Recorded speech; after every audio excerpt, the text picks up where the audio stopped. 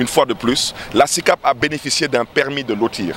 Je vous invite à vous rapprocher de la direction de l'urbanisme et de lire vous-même l'article 3 du permis de lotir, qui stipule clairement qu'une fois que les lotissements sont livrés, les poches qui restent sont à reverser dans le patrimoine de l'État et les collectivités locales sont prioritaires par rapport à leurs projets pour construire un centre de santé, pour construire une crèche, pour construire un lieu de culte. Ce qui se passe aujourd'hui avec la SICAP, c'est que dans les plans de lotissement qu'ils refusent de nous remettre, ils font leur lotissement, ils sortent des lieux de culte, ils sortent des aires de jeu et ensuite ces lieux de culte et ces aires de jeu sont vendus à des tiers. Et si quelqu'un cherche à me démentir à la SICAP, je sortirai des preuves et je donnerai des exemples.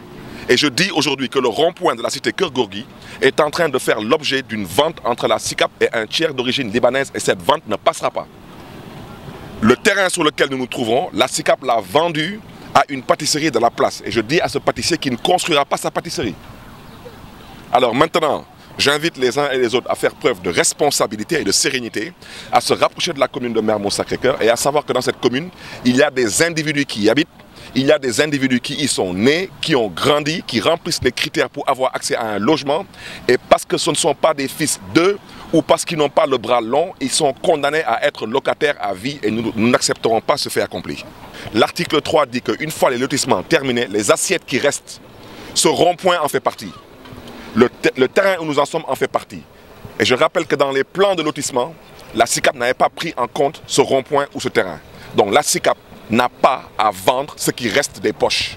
La SICAP a à reverser cela dans le patrimoine de l'État et les collectivités locales. Dans ce cas de figure, la commune de Mermoz-Sacré-Cœur est prioritaire. Nous devons avoir un centre de santé et nous n'en disposons pas. Et je vous rappelle au passage que nous n'avons même pas d'hôtel de ville.